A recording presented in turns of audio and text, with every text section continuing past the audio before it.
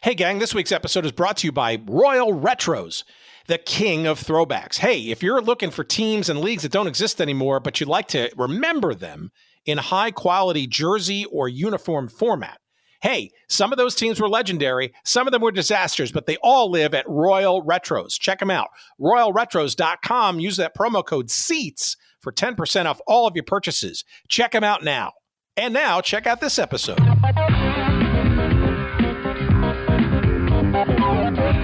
Kiner's Corner is brought to you by Miller Light Beer. For great taste, there is only one light beer. By Mitsubishi Motors. Mitsubishi, perfecting the experience. And by NatWest USA, the people and the resources you need today and tomorrow. Well, hi, everybody, and welcome to Kiner's Corner. And our guest in the show will be David Cohn, who pitched a strong ball game against the Boston Red Sox in the second charity ball game. And we'll have highlights of the ball game, check out the scores. And we'll return in just a moment right after this message from Miller Light Beer.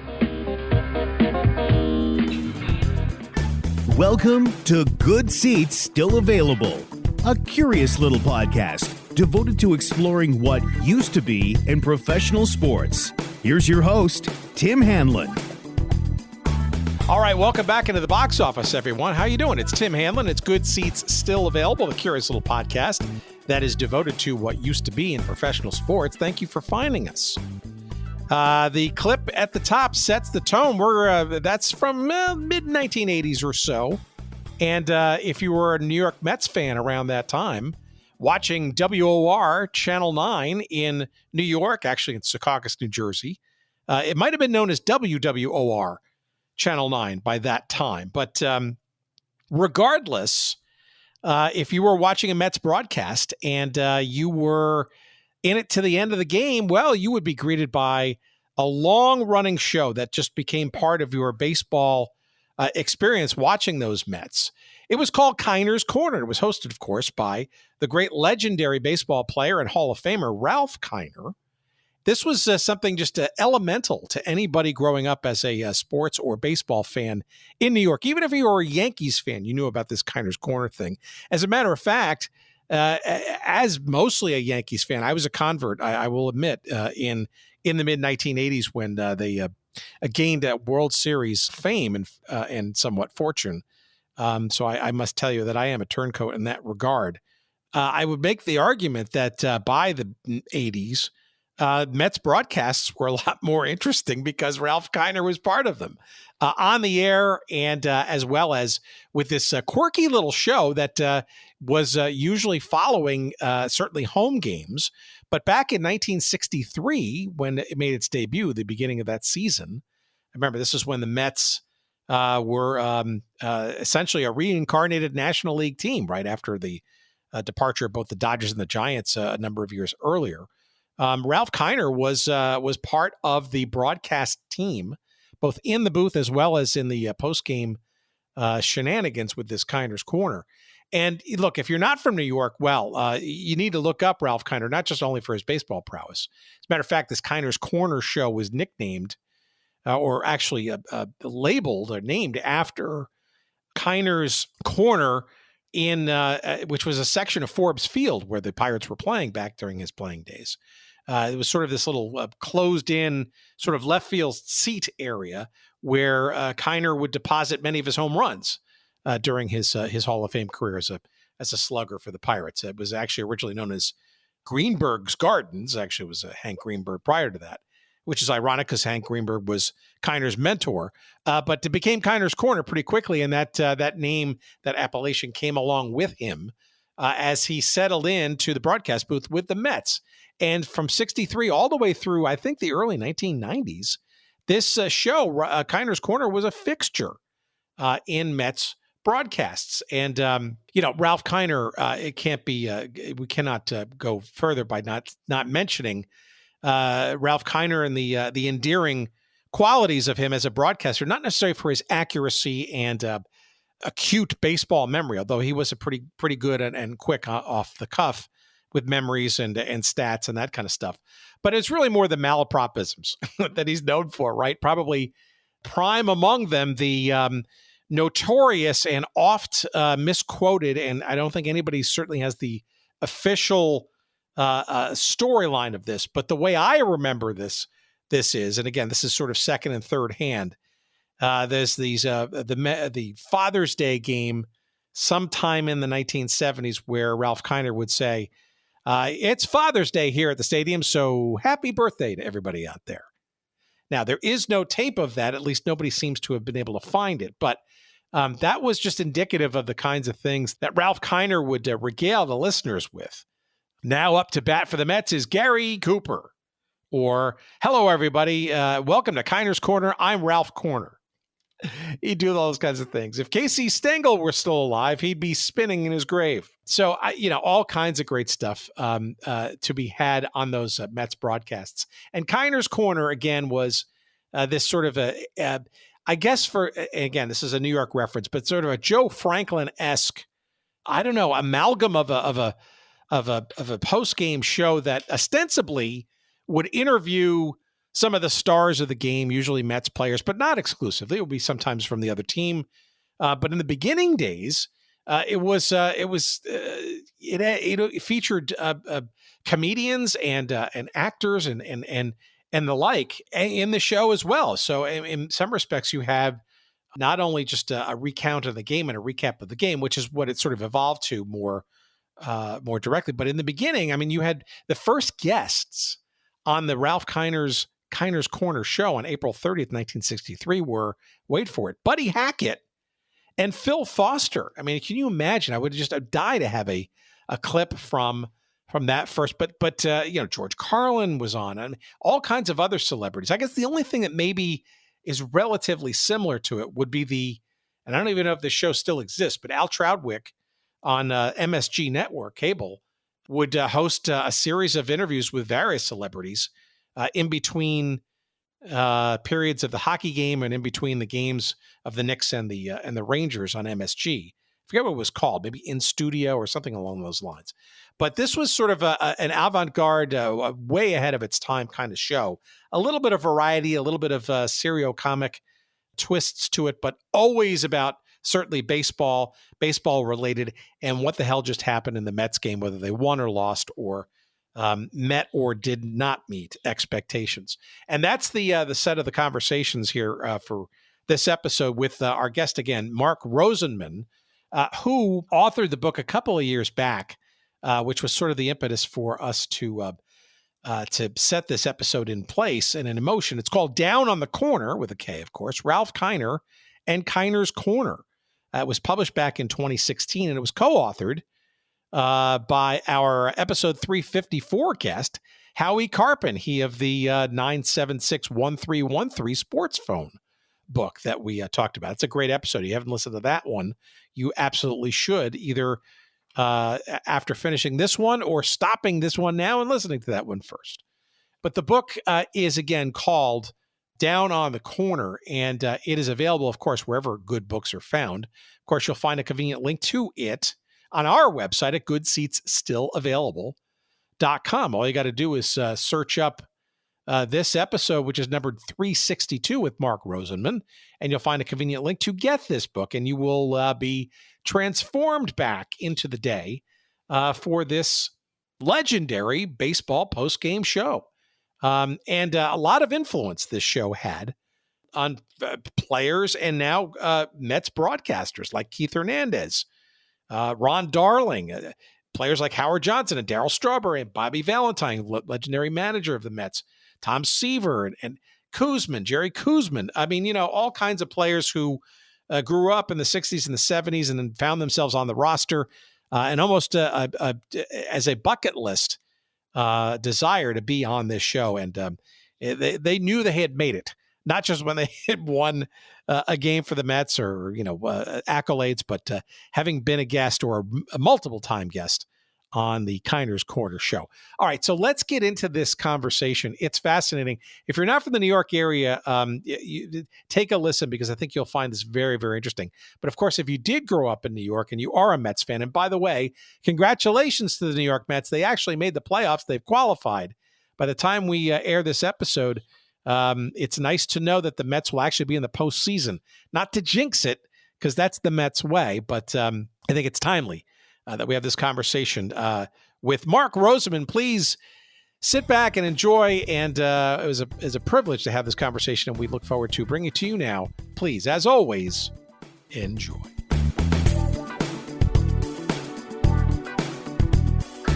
You're talking to somebody who grew up in the New York metropolitan area and as mostly a child of the 70s and early 80s, remembered our topic kind of sort of as more of an amusement, I guess, of television, an oddity. I don't know if it's an oddity, but it was certainly ahead of its time, and it was quirky for sure. But I think it's also lost on a lot of folks, especially of my generation and beyond, that this guy, Ralph Kiner, before he was doing this silly Joe Franklin-esque show after Met games, he was a real player of sorts, and a Hall of Famer at that, and earned his right to have this show for many, many years, even though we never played for the Mets specifically. But before we get into that, why don't you kind of give us a little background about you and how you sort of fell into this story? I have a feeling some of the television antics was maybe kind of your starting point too. So it's interesting. So I have been credentialed with the NHL and Major League Baseball for over 40 years, much like Howie. And Howie and I struck up a friendship, sitting next to each other at press boxes, whether it be at Citi Field, Chase Stadium, Madison Square Garden. And my strength has always been doing interviews, and Howie is great with the written word. And at one point, Howie just turned to me. He says, "You need to write a book." I said, "Howie, I just like interviewing. I'm not into writing." He goes, "Well, I'll write it with you." So the first book we did was about the NHL shootout, because I was also a talk show radio host for 20 years. And as such, I would get, just like you do, lots of review copies. And one of these books that kind of struck me was this book called Facing Mariano. And it was a book where the author basically just interviewed 100 different, batters about what it took to face Mariano. And I said, I like that concept, but I think it needed more. So at that point, it was the 10th anniversary of the NHL shootout. So we thought it would be interesting to show the genesis of how the shootout came about, starting with the penalty shot, famous penalty shots in the NHL, in the Olympics, and then go further and talk to general managers, shooters, goalies, and talk about, how they prepare for shootouts. And it was just a great project, a lot of fun. And then the publisher said, "Do you have any more ideas?" And at that point, I kind of had a couple of things rolling around my mind. But at that point, my wife and I were looking to downsize and move, and we had this wall unit that was built into the wall at our house. And, in getting our house ready to sell, the real estate agent says, you got to get rid of that wall unit, open up the space, it'll look much bigger. So I had a handyman come and start taking this wall unit down, which had been there since, 1988 when we moved there. And unbeknownst to me, I totally forgot that it had like a fake reveal on the top. And I had stored all my Betamax tapes up there because at that point, we didn't even watch a Betamax. And I'm upstairs, and all of a sudden I hear this crashing noise and then multiple crashes. And I run downstairs and I see when he cut down the wall unit, all these Betamaxes fell on the floor. And this happened to be probably 3 days after Ralph kind of passed away. And I just reached down and I picked up a tape. And the very first tape was 1985 New York Mets opening day. And I'm saying, wow. I go, and I run into my garage where I actually had a Betamax still in my garage. I was going to say, I hope so. I mean, my goodness. Yeah, right. I hooked it up, I cranked it up, I fast forward, and I just keep on saying, "Please be there, please be there, please be there." And of course, it was the opening day, and on Kiner's Corner was Mookie Wilson and Gary Carter. And, I remembered the home run that was there, when Gary hit the one in extra innings to win the game. I didn't remember watching the Kiner's Corner, but it was classic. So Ralph starts off Kiner's Corner basically saying, we have on our guest today, Mookie Wilson and Gary Cooper. And then there's a pause, and obviously the director shouted in his earpiece, "Gary Carter." So then he basically goes, "Gary Carter." And then instead of just going on in typical Ralph Kiner fashion, he begins to describe why he called Gary Carter Gary Cooper. And he goes, I called you Gary Cooper today because Glenn Close sang the national anthem. And Glenn Close was in the movie The Natural. And The Natural reminded me of Gary Cooper and the pride of the Yankees. It was just so convoluted and just way out there. And then I just said, you know what? The history of Kiner's Corner has never been written. It ran for 30 years. I told Howie it'd be so cool if we got 10 players from each decade that Kiner's Corner was on and just talk about their experience, who came and got them, what they remember about it, what their parting gift was. And there were just so many great stories that came out of it. And it was just an awesome project. And believe it or not, that book was written, I think it was written 13 years ago. And at the time, I tried to get the domain name, kinerscorner.com, and it was taken and it sent an alert. And 2 weeks prior to spring training of last year, it became available. And we've started this kinerscorner.com website where each game we kind of give the fictional seat on the corner to the star of the game. Like if Ralph was still around, this would be the player that would be on the show, and we do a game story. And we have lots of other, really cool, features, lots of great articles. We also have a Facebook group where people of that generation identify with Ralph Kiner. It's pretty special group. Oh, it's great. And but that was you. Okay, so this tape thing. So was that your first sort of I guess understanding of Ralph Kiner through that television show? Like, how much did you know, say, watching that? No. I knew. I'm 64 years old. I was well aware of Ralph Kiner, well aware of his playing.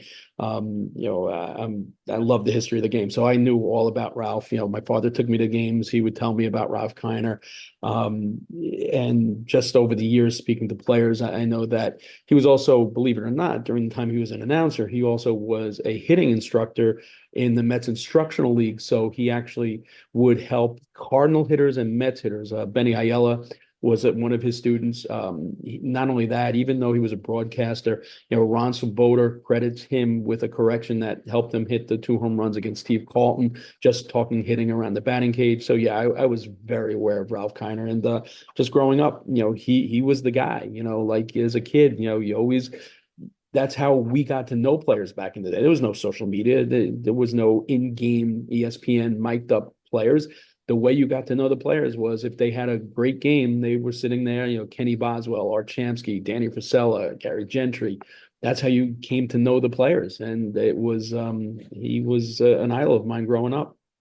All right. Well, I want to get into the show specifically in a little bit, but maybe for our audience who kind of maybe doesn't sort of realize, or maybe grew up like I did watching this Kiner's Corner thing, and not sort of recognizing just how great a player he was. Not only was he inducted in the Baseball Hall of Fame in '75 and Mets, honors and all that kind of stuff, but this is a guy who was like a consistent all-star. He led the National League like 7 times, I think 7 consecutive seasons from the mid 40s to the early 50s. I mean, Pittsburgh Pirates, most of his career, never played a game for the Mets.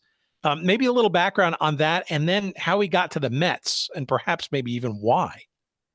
Well, interestingly enough, had Ralph Kiner played in New York, he would have been every bit the star of Joe DiMaggio. He had that, believe it or not, in Pittsburgh, he still dated all the starlets of the day. He was bigger than life, and he was just a superstar in the National League. The Mets came to town into being, and they had this broadcast, as good as Gary, Keith, and Ron are.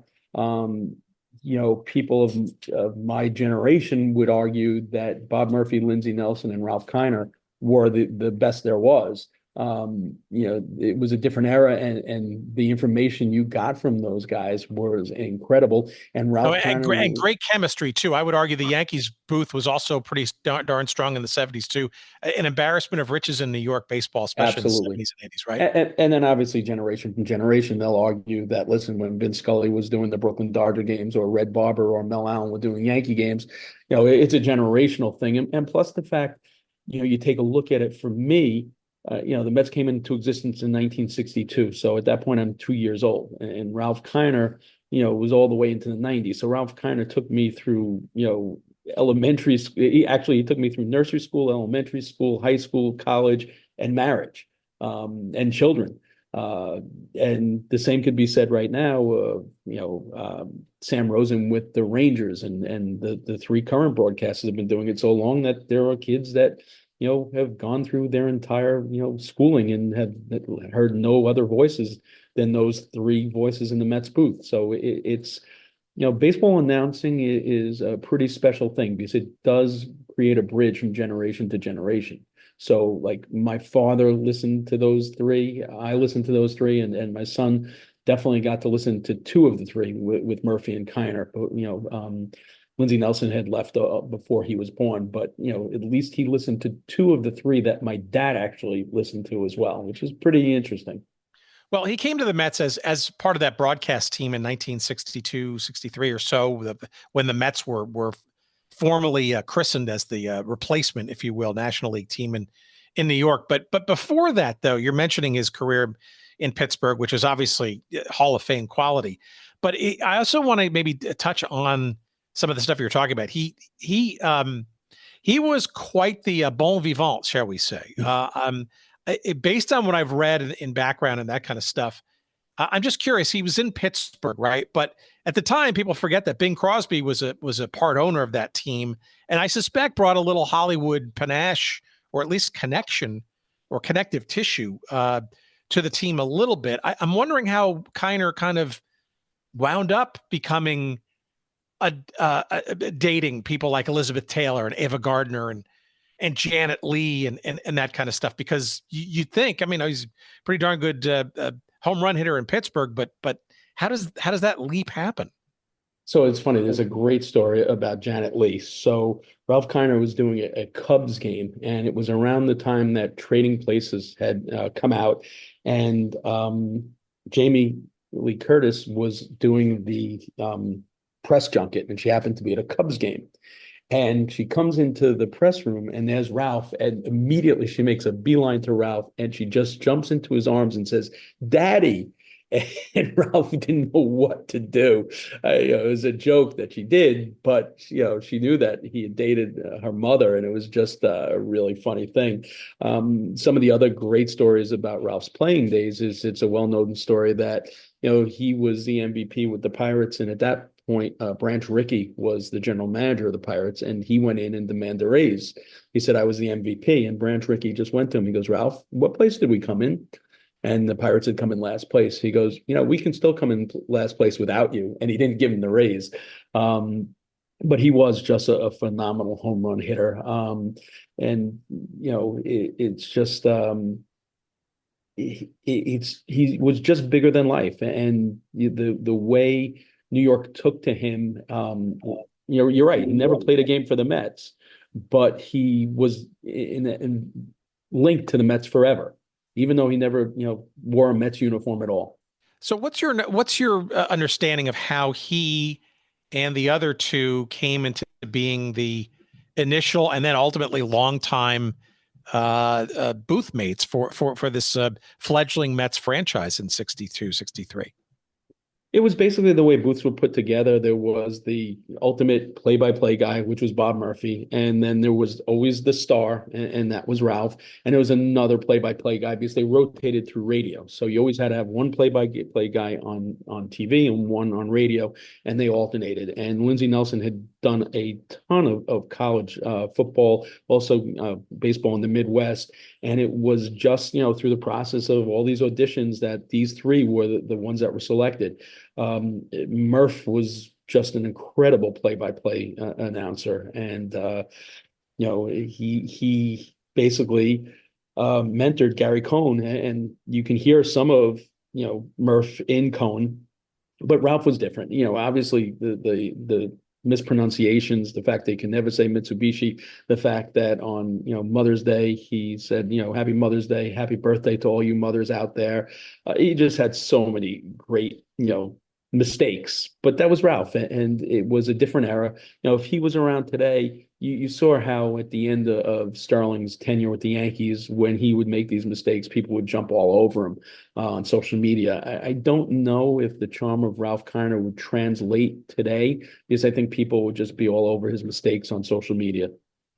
A former guest, episode number 100, John Sterling, and amazing raconteur.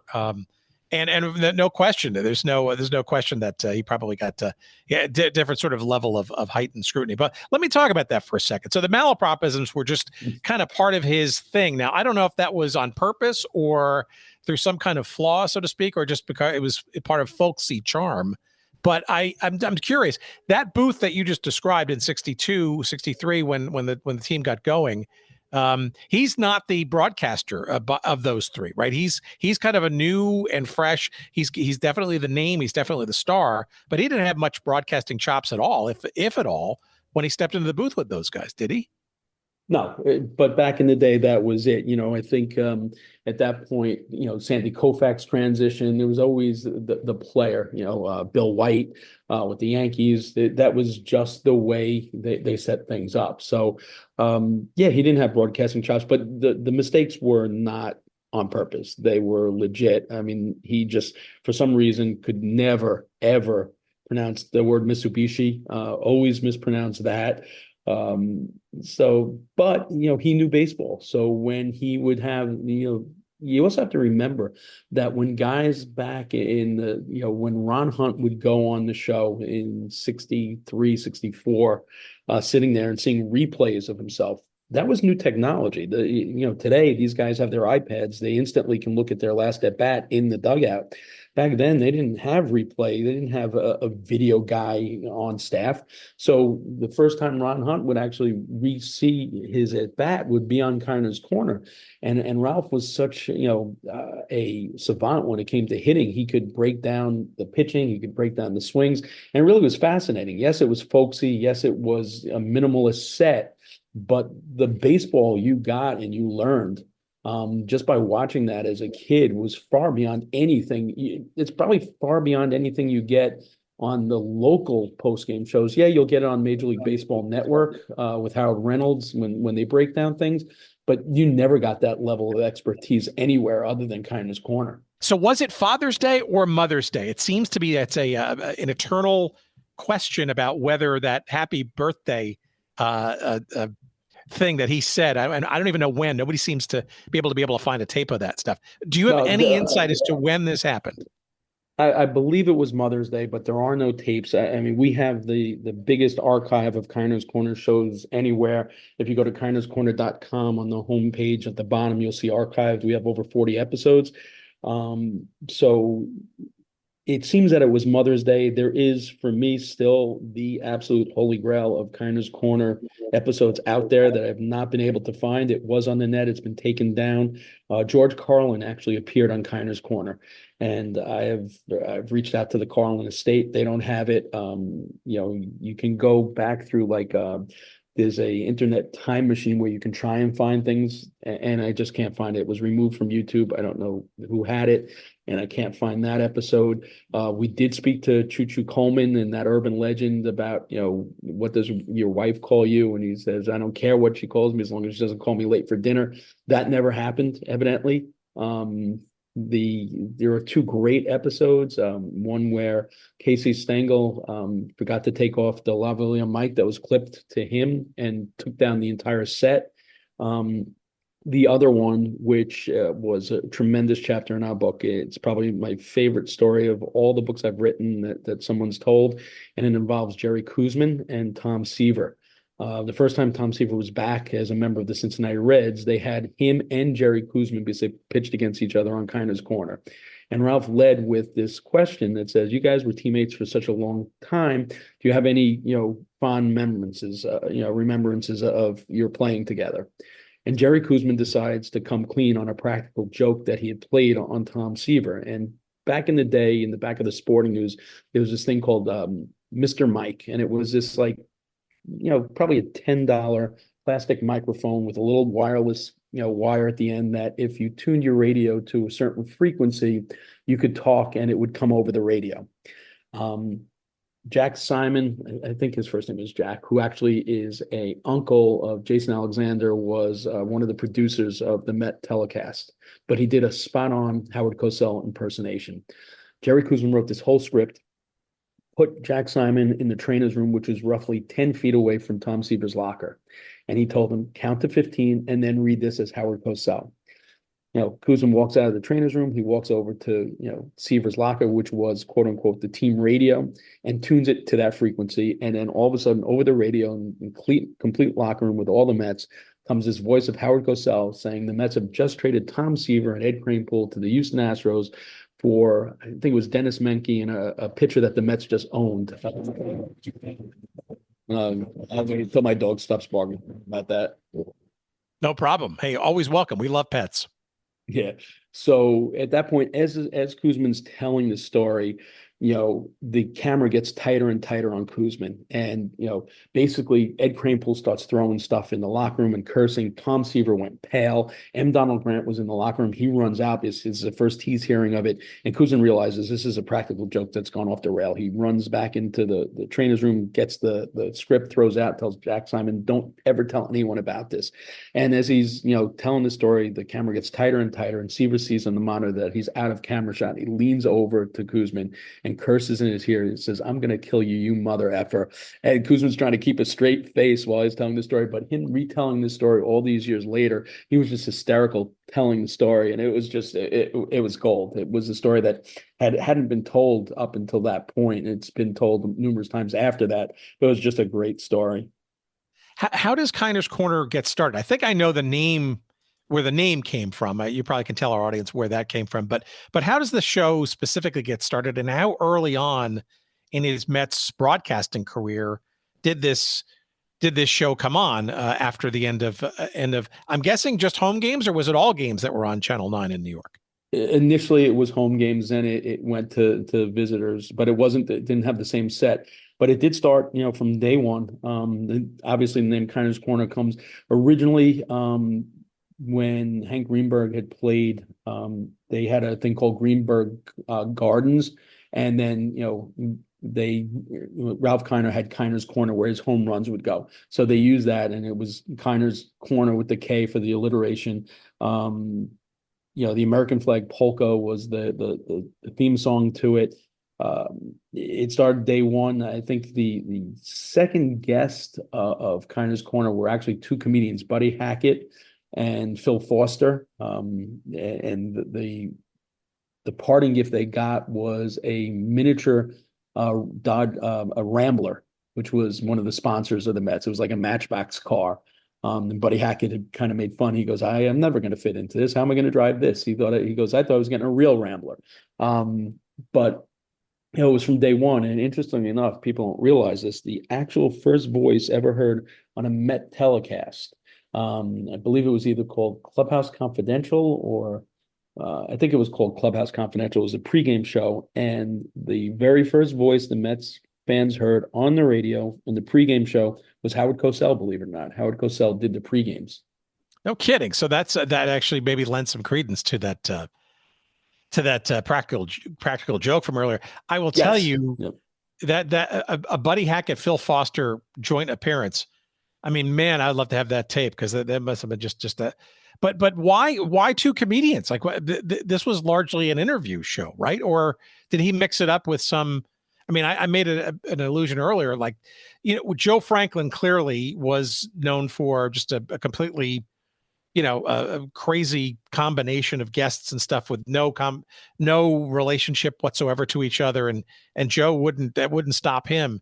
Was Kiner kind of doing sort of the same thing in the beginning by bringing these people who weren't baseball guys in the mix, and how often were people who weren't players or coming after the game guests on this show? Early on, it was kind of eclectic. I think the Foster and Buddy Hackett connection were they were huge Brooklyn Dodger fans. Buddy Hackett was from Brooklyn, and it was the newness of National League Baseball returning. So they want to kind of try those threads together. Over the years, in between games, they've had umpires on. So it was mostly players, but there would be the eclectic, guests now and then, like George Carlin. And like I said, that's still the holy grail.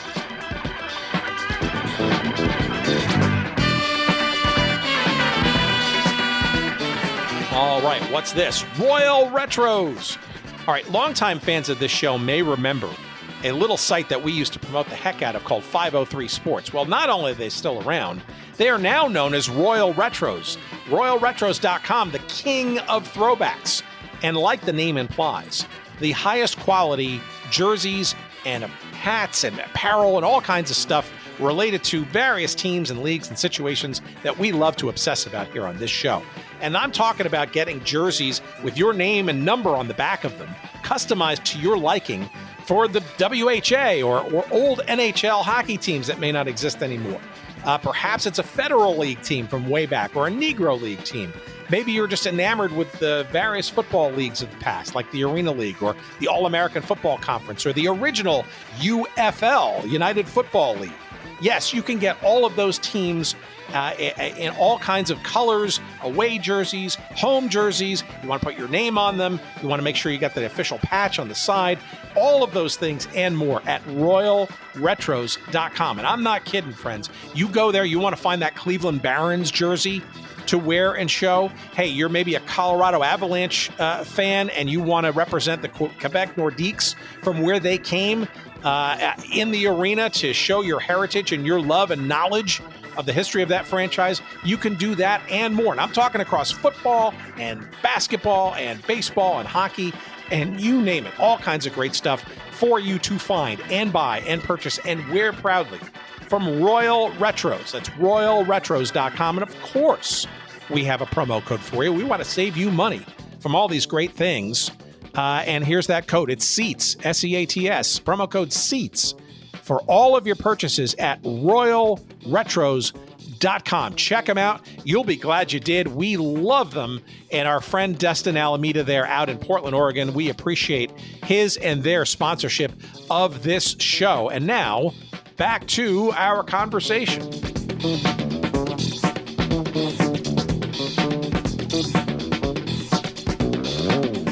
It does feel, you look at some of the old tapes and stuff, it does feel like the show would kind of start and maybe there would be a guest or maybe somebody a little late coming into the studio, so you had to vamp or something. I mean, it did feel a little catch as catch can sometimes, depending on if people were, on time or maybe had forgotten about showing up or that kind of stuff. It does feel to me like there was a little bit of improv that had to go on occasion.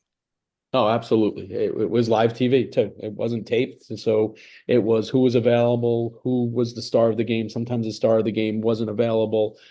So things changed a lot at the last minute. And it wasn't scripted. It was basically, Ralph's notes from the game and, the game highlights. I also, with some of the video I saw, after a while, guests would get cash, like they get a $50 bill or maybe even a $100 bill, depending on which it seemed to be like everybody was enamored to get. Oh, absolutely. Like Danny Frisello was one of my favorite players growing up. I mean, he wasn't a superstar by any means, but he was just one of those guys out of the bullpen that was a really good player. And I spoke to his widow and asked, did she remember? And what he got was like a $100 gift certificate to a steakhouse.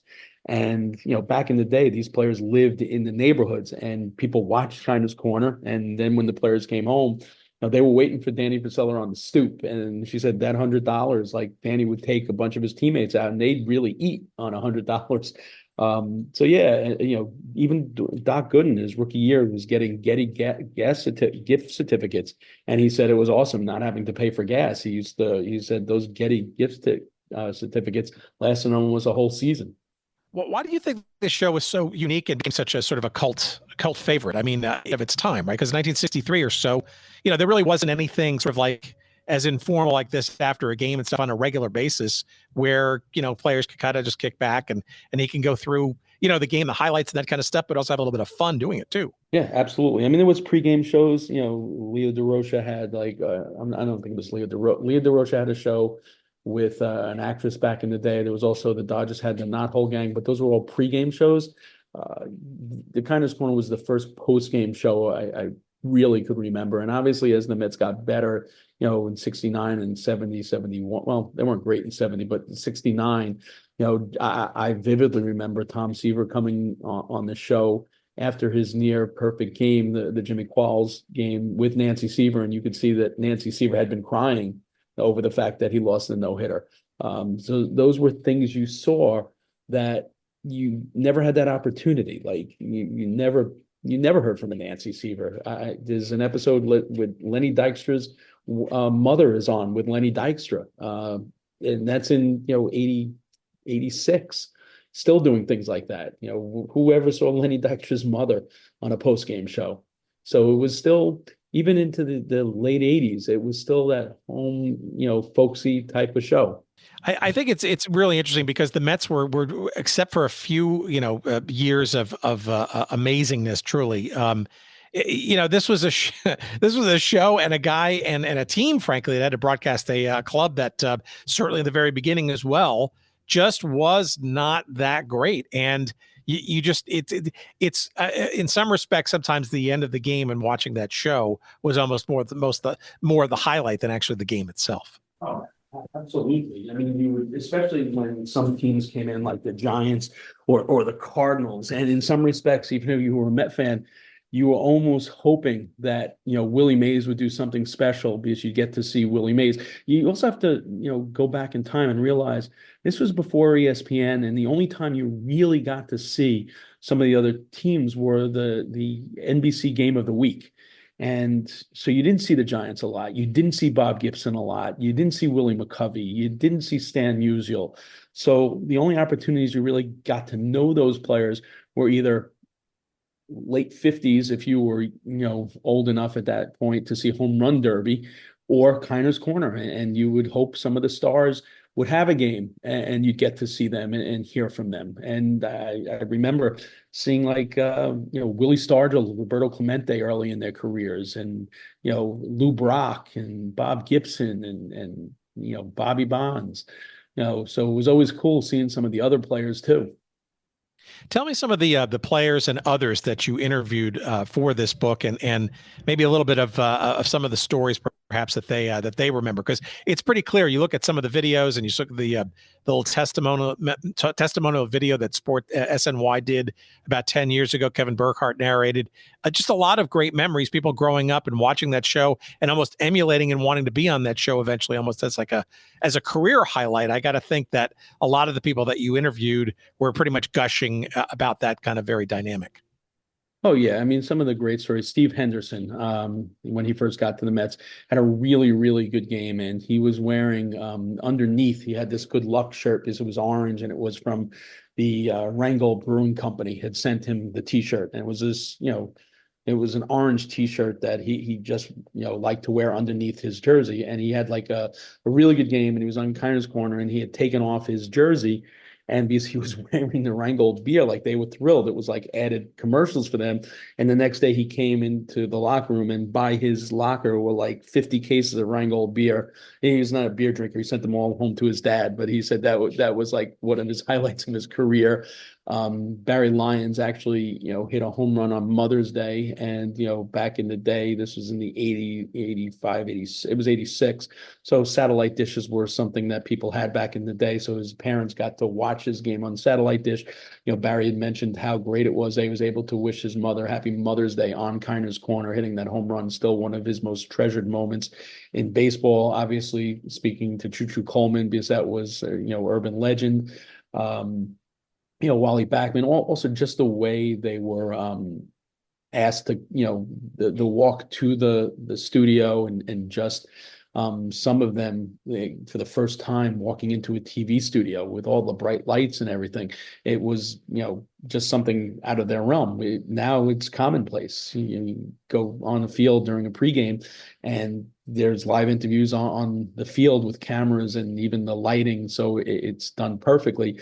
This was something brand new to all these people. So there's a lot of awe and a lot of competitiveness among the guys also during the season to see who would be on, Kiner's Corner the most.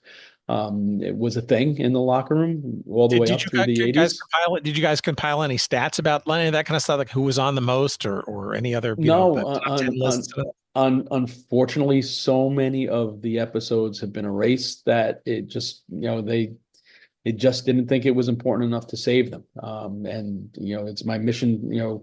I go through YouTube all the time to find out if anyone's posted a new one. And the way we got a lot of them was going back through the internet years ago. There was tape traders and Yahoo groups where someone would move out from New York, but they were still Met fans, and it wasn't a superstation back then, and there wasn't satellite TV, so people used to trade VCR tapes. They'd post in Met fan in California, looking to trade for Met games, and some people still had them, and they were able to look through them and see if they had these kind of corners.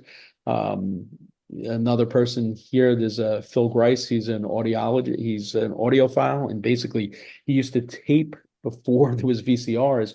He would take the back of the TV off and hook alligator clips direct to, I don't even know where in the TV, and on reel-to-reel record games. So he had a few of the episodes on audio. He had the one from the 23 inning game with the Mets with Frank Larry and Larry Bernarth. We actually just posted that one fairly recently. So it's a treasure hunt. So there's no way, there's no IMBD, there's no, and think about it. I mean, you're talking from 1962 all the way up to like 1990. They scaled back, and he was doing a few at a time. But you're talking over close to 30 years of 162 games. There's just no record anywhere, unfortunately. It is a shame. Now, nowadays, you would definitely have every minute, documented. Well, look, and you saw also some of the greatest players in Mets history, and frankly, just in the National and mostly the National League during that era as well, that were basically interviewed one-on-one and in sort of informal just after the game. I mean, I think it's hilarious. I mean, you look back at some of these things, and here's Ralph looking pretty nattily dressed with this jacket and tie, and looking all the professional broadcaster. And you see these guys coming in, still in their sometimes revealing baseball uniforms, like they, like you're delaying them from like going home after the game and stuff. They kind of want to get out of there. Right. Also, back in the day, it was not unheard of to have alcoholic beverages in the locker room, including beer. So I know that Vita Blue was on, and he had to put his beer in a cup, and he had to keep the cup behind the seat. So he kind of like, had his arm around the chair, but behind the chair was his cup of beer. And every time they went to commercial break, he'd be drinking the beer. Tell me about, again, we mentioned it a little bit earlier, but to tell me again about sort of what the guests received. I seem to remember, and maybe it's just a hazy memory of maybe incorrectness, that there was at the time, maybe I was watching, was it a watch, like an Armatron watch or something like that, or some kind of jewelry, something or whatever? But yes, but I hear a lot of, see the clips and stuff that people mention cash. Was it just a potpourri of different things over time? It was different, through decades. It changed depending on who sponsors were. Yes, it was absolutely the Arbitron watch was a big one. Members only jackets were another one for there many you years. go. I remember that too. There was a leather coat company, custom leather jackets that was a sponsor for the Mets for 1 year. In fact, they're still in business, and they reached out to me, and I actually was able to find one of the episodes that they actually sponsored was Kevin Elster. And I did speak to Hojo, because I'm friendly with Howard Johnson, and he had gotten one, and he remembered it, and he gave it to his dad, and the leather company was hoping he still had it, but he didn't. And Mackie Sasser got one as well, but he couldn't find his. So there was also the Getty gift certificates. There was, I believe at one point, Ponte's Steakhouse. There were definitely multiple restaurants over the years. The cash stopped early on. It went more towards whoever the sponsors were. They were able to get it, the gift sponsored. So members only was for quite a number of years as well. And Getty was also, and the restaurants for sure. Any thought of, so tell us what you're trying to do with the website, because I wonder in this day and age, you wonder with a little bit of AI investigation and help, maybe you could get some voice of him and maybe actually have some commentary from the games that you try to do with the website. So we do have that. So we have a get out of here. Come on, tell me. So on our YouTube page, we do a Met Time Machine where we kind of originally we were doing full broadcasts of full games, and Ralph Kiner, AI Ralph does an introduction to the time machine, and he mispronounces Mitsubishi on purpose. We have him doing that, and yeah, you're able to feed in some of his audio, and then you can voice sample Ralph Kiner. Every so often when we get new members on our Facebook group, Ralph welcomes them to the Facebook group. It's a really great community. The Facebook group on Facebook, the kinerscorner.com Facebook page is tremendous. We do multiple features. Obviously, we do a game recap every single game. We do minor league Mondays. Mike Phillips does. He scours the Met farm system and writes an article on that. Thursdays we do a cardboard memories of all different collectibles, slanted towards the Mets. Like I'm trying to think what today's was. I just did it, and I'm trying. Oh, so today's was this used to be like this Met. It was I called it the gateway drug to Stratomatic baseball. It was basically just like almost like a card game like WOR. You would have the deck and you would turn over a card and it would say it was Mr. Met and it would say ball or strike or single or double, and you just play out the innings based on these cards. You reshuffle them and you played that. Every Friday, what we've been doing is Baseball Digest always had in March a scouting report on every rookie, coming through each team's system. And we've gone back and we've kind of looked at who they highlighted for the Mets, what the scouting report was, and based it on, and then compared it to what that player actually turned out to be. That's been fun. We've done features on the guy who did the Tug McGraw Scroogey comic strip. That was a 3-part feature that was unbelievable. We did a feature on Robert Lipsyte, who actually covered the 1962 Mets spring training. We did a great article with Keith Hernandez about Stratomatic baseball and his love for Stratomatic. Obviously when guys pass away, unfortunately, we just did one on Mike Cubbage.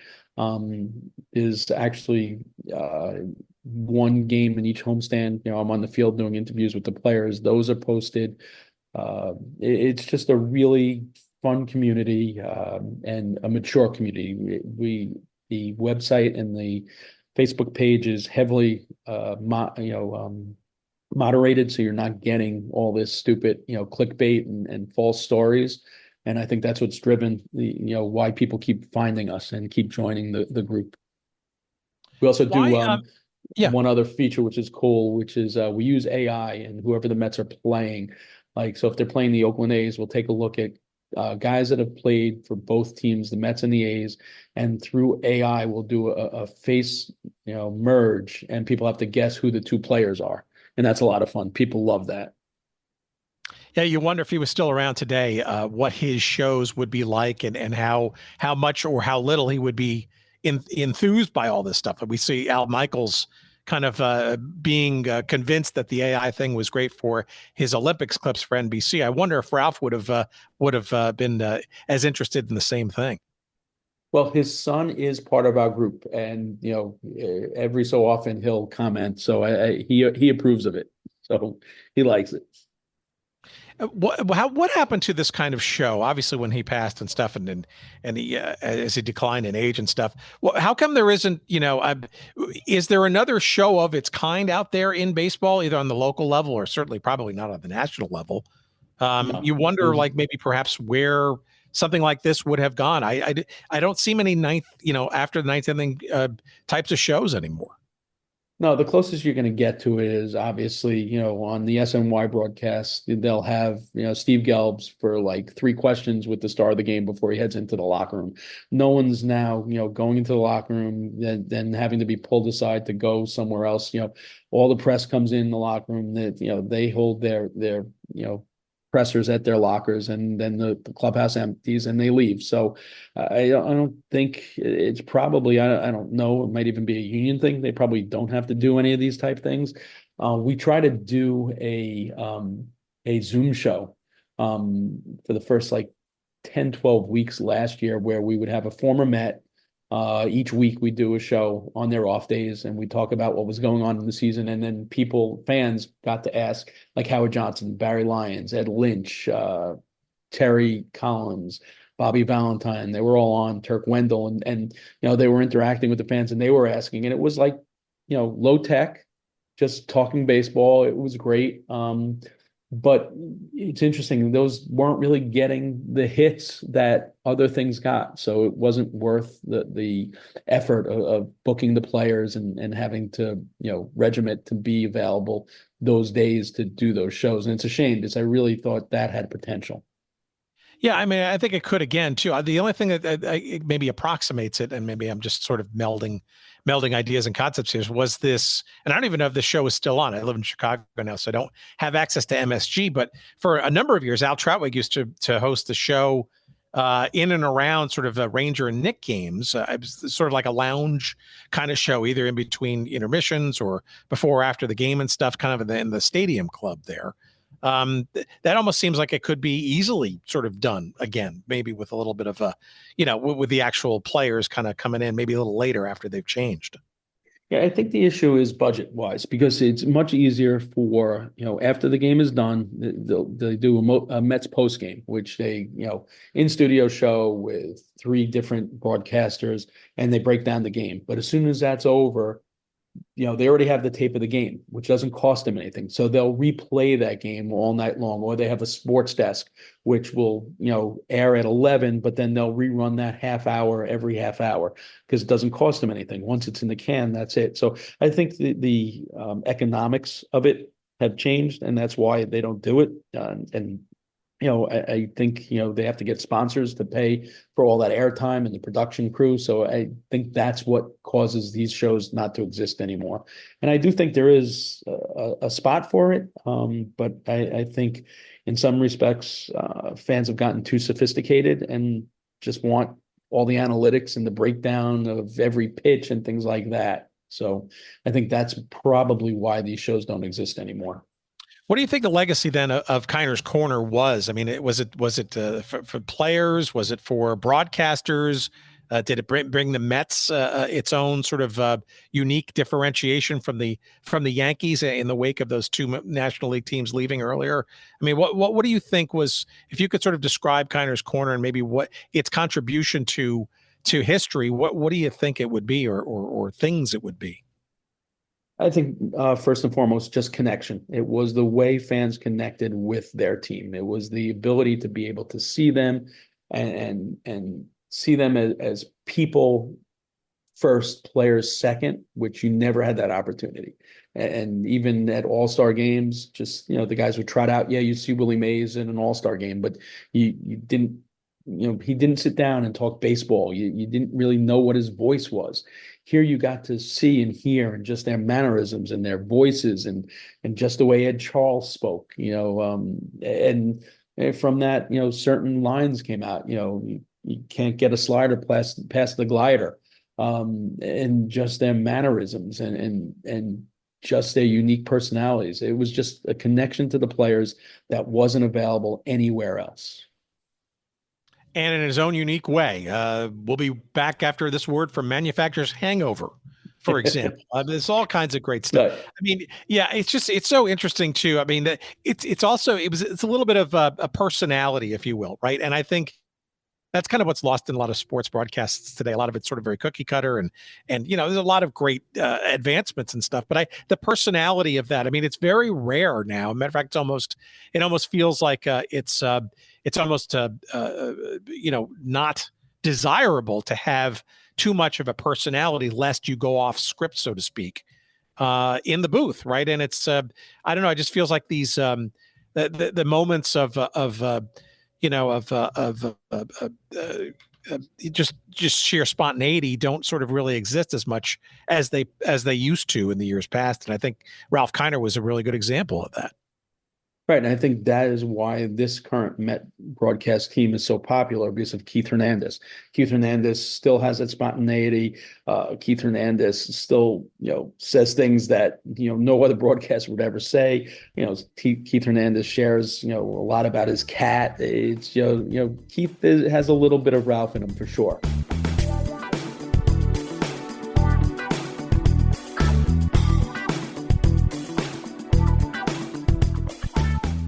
All right, our thanks to Mark. The book is called Down on the Corner, Ralph Kiner and Kiner's Corner. It is co-authored by our guest this week, Mark Rosenman. along with Howie Carpenter, our previous guest from episode 354, talking about that sports phone experience back in the day. Make sure you listen to that episode and buy that book. This book, of course, can be found by going to our website at goodseatsstillavailable.com. Search up the episode number listed there for you, number 362 with Mark Rosenman, and you'll find a couple of convenient links to various forms of the book. It came out in 2016. It is published by Sports Publishing, and you will thoroughly enjoy it. You'll be taken back, and you'll probably then head over to YouTube and start looking at all the clips and stuff. You can also follow more adventures about this book and what has come since then. Mark has shared lots of different memories and has fans with their memories as well.